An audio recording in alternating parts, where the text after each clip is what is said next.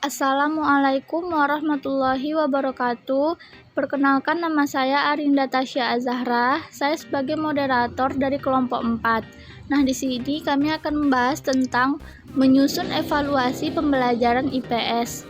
Nah, tugas ini disusun sebagai salah satu tugas kelompok yang diwajibkan dalam mengikuti perkuliahan pengembangan pendidikan IPS di kelas rendah dengan dosen pengampu yaitu Ibu Karina Wanda, SPD MPD. Kelompok 8 beranggotakan 2 orang, yaitu Nadia Khadijah dan saya sendiri, Arinda Tasya Azahra. Yang pertama, kita akan membahas tentang pengertian evaluasi.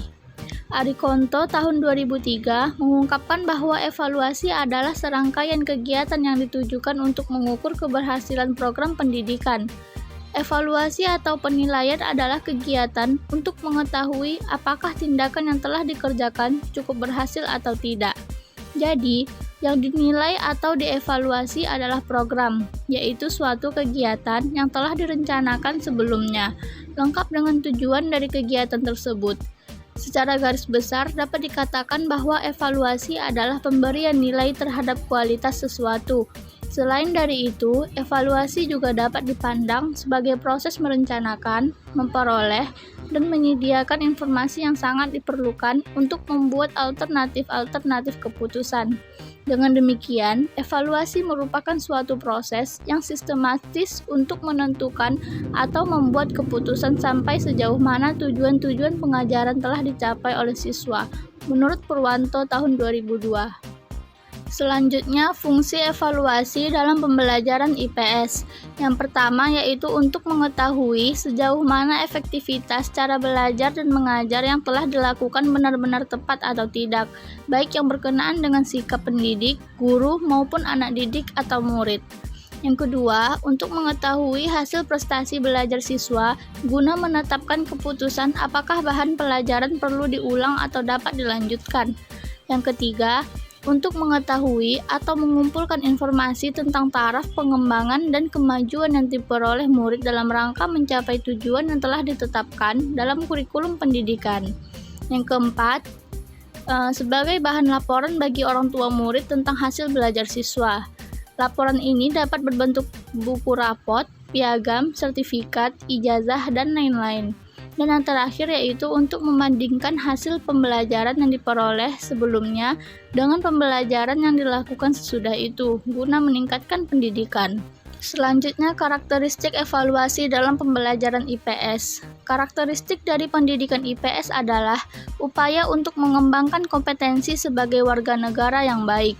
Hal ini dapat dibangun apabila dalam diri setiap orang berbentuk perasaan yang menghargai terhadap segala perbedaan, baik berupa pendapat, etnik, agama, kelompok, budaya, dan sebagainya. Oleh karena itu, pendidikan IPS memiliki tanggung jawab untuk dapat melatih siswa dalam membangun sikap yang demikian.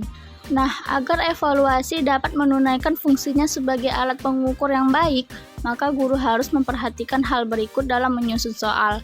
Yang pertama yaitu validitas. Syarat ini menuntut keabsahan tes, dalam arti soal-soal yang diberikan benar-benar sesuai untuk mengukur dan mengungkapkan kemampuan yang menjadi tujuan instruksional.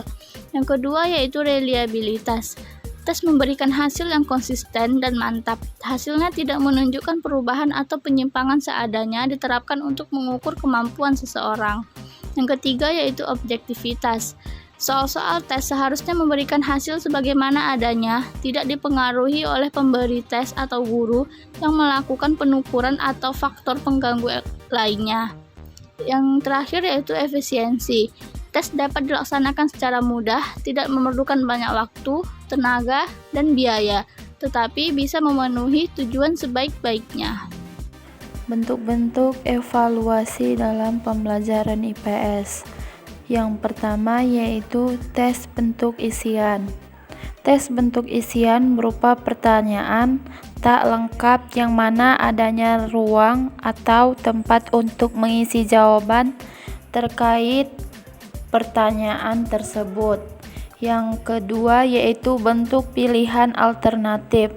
Bentuk pilihan alternatif ditandai butiran soal yang diikuti oleh 2 penilaian dan siswa diminta memilih salah satu daripadanya yang merupakan penilaian sendiri. Ada beberapa ragam pilihan alternatif seperti ragam benar salah, ragam iya tidak, dan lain-lain. Yang ketiga yaitu bentuk menjodohkan, terdiri dari serangkaian premis, serangkaian jawaban, dan petunjuk penjodohkan premis dengan jawaban-jawaban tersebut. Yang keempat yaitu bentuk pilihan ganda.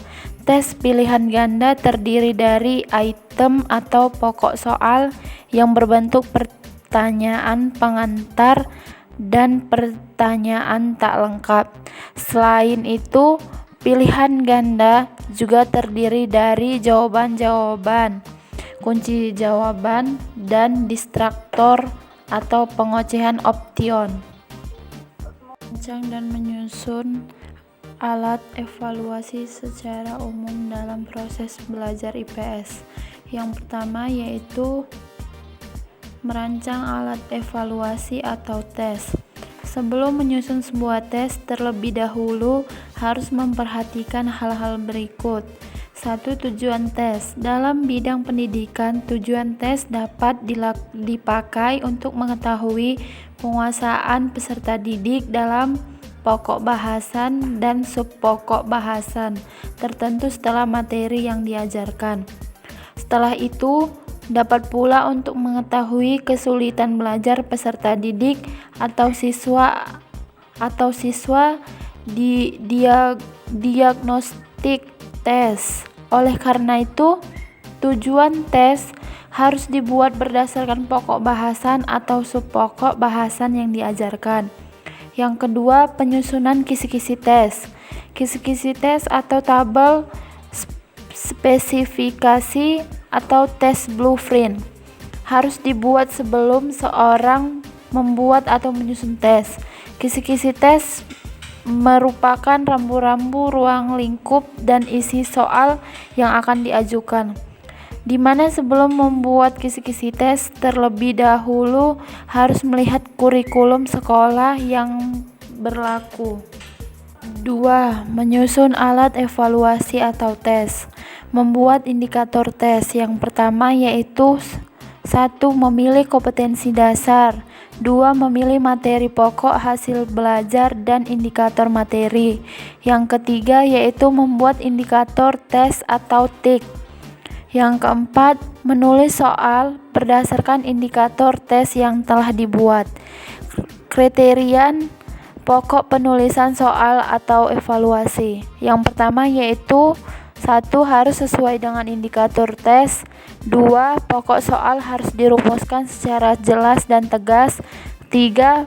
Pernyataan yang ada pada pokok soal atau pada pilihan jawaban harus singkat, padat, dan jelas. Yang keempat, pokok soal jangan memberi petunjuk ke arah jawaban yang benar. Yang kelima, pilihan jawaban harus homogen dan logis ditinjau dari segi materi. Yang keenam, yaitu pilihan jawaban yang menggunakan angka harus diurutkan dari kecil ke besar. Yang ketujuh, setiap soal harus membuat satu jawaban yang benar atau paling benar. Yang ke-8 yaitu butir soal jangan bergantung pada jawaban soal-soal sebelumnya.